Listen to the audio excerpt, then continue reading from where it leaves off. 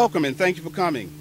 We're holding this event today to discuss the important choice that Floridians face in November and how that decision could affect veteran families and the military families in our area.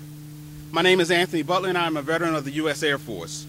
My time in the service was a key factor in shaping my life and charting my career. I am now the Executive Director of the E3 Business Group, a group that helps small businesses give back and build their businesses in the communities. As many of you know, Jacksonville is home to many people with direct ties to our armed services, and as a city, our economy is bolstered by the presence of these heroes in our midst. President Obama is committed to keeping the sacred trust we hold with members of our nation's military. The President has fought to expand business and improve benefits for veterans and their families, from access to health care to education and job opportunities they deserve when they return home. That means more jobs for Jacksonville and a stronger economy for us all. The choice in this election is clear. Throughout Mitt Romney's career in the Republican primary, his values and positions on key issues have demonstrated that he does not know what it means to serve and care for our nation's veterans. His decision to nominate Congressman Paul Ryan as his vice presidential candidate only emphasizes this more. Paul Ryan's votes in Congress reveal a disastrous record on veteran issues that include cuts to VA services, education funding, and opposition to employment help to those that served. With so many of our men and women returning home from Operation Enduring Freedom and Operation Iraqi Freedom, there will be an increase in veterans looking for work. Many post-9/11 veterans are coming home to industries that were hit hardest by the Wall Street collapse. Industries like construction, manufacturing, and transportation. President Obama understands the importance of putting our military back to work once they return home, and why we must give Americans, service members, and their families the support and opportunities they've earned. Just last year, the First Lady and Dr. Jill Biden spearheaded the Joining Forces initiative, whose purpose is to mobilize all sectors of society and bring attention to the needs of America's military families, while stressing issues of special importance, including employment, education, and wellness. Joining Forces highlights the workforce potential of veterans and military spouses, expands employment and career development opportunities for veterans and military spouses, and helps employers create military family-friendly workplaces. The small businesses I work with every day are lucky to be able to hire some of these talented workers. President Obama has also called on Congress to pass tax credits to help put veterans back to work, and last November the President signed 2 new tax credits into law. The Returning Heroes Tax Credit, offering businesses that hired unemployed veterans a credit of up to $5,600 per veteran, and the Wounded Warriors Tax Credit, which doubles the credit available to businesses that hire with service-connected disabilities up to $9,600 per veteran.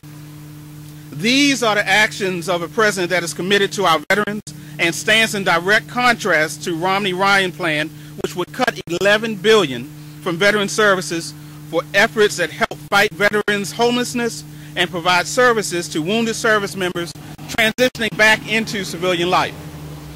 President Obama's record with veterans has shown his commitment to the men and women who serve in uniform and have sacrificed so much for our country.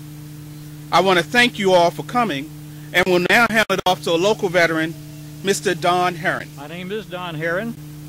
I'm a veteran of the United States Navy, and I am here today because I am convinced that President Obama is the only candidate in this race who has the welfare of veterans and military families uppermost in his heart and mind. I am retired now and living on a fixed income, and happily I don't depend on veteran benefits and Medicare totally for my welfare, but it is certainly a comfort to know that they are there.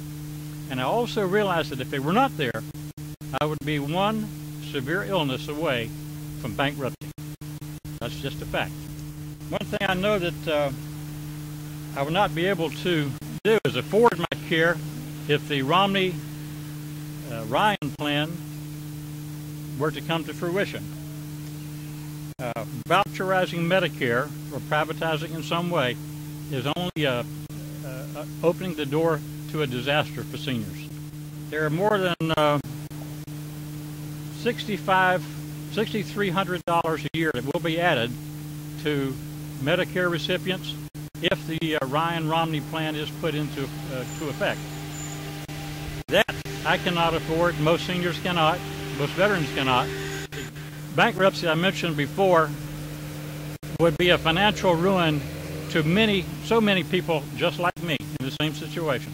Medicare is just the tip of the iceberg. Paul Ryan has consistently voted against increased funding for the Veterans Administration, as well as cutting the current funding levels. That is where he stands on this issue. Needless to say, this is not the treatment that our veterans deserved after they have performed as they have in foreign wars and been subject to as much trauma as they have, both in the military and as a result of the foreign wars. Veterans are coming home more damaged than ever from wars now. Damaged physically and emotionally and mentally. This cannot be overlooked, and it cannot be diminished by cutting veterans' benefits or Medicare benefits that so many of them depend on. I think that at this point, I will hand off to David and Tiffany McDonald, both Navy veterans, right?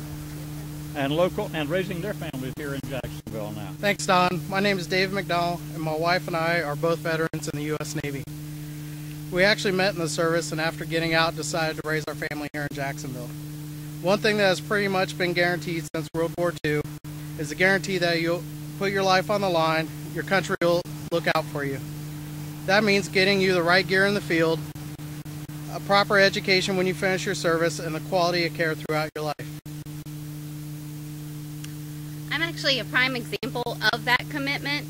I finished my time in the military. I was able to pursue my bachelor's degree thanks to the Chapter 30 education benefits, and I am pursuing my master's degree right now thanks to the post 9/11 education benefits also. If the Romney-Ryan ticket had their way, this would have been a lot harder.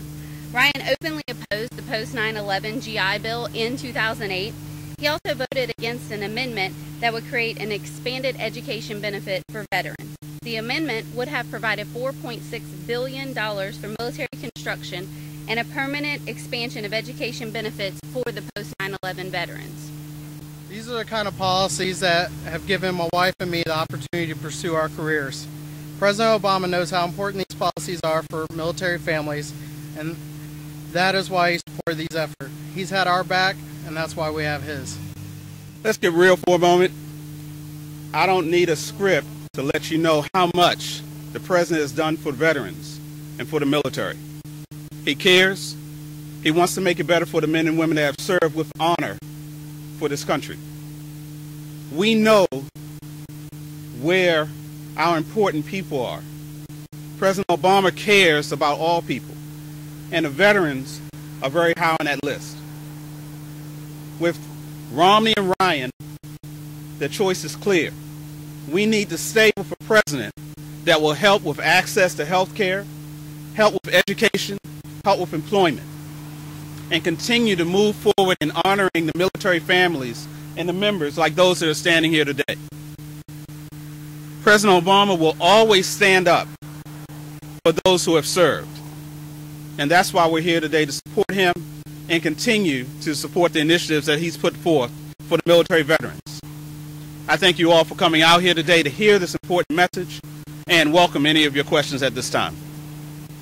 Thank you very much for coming.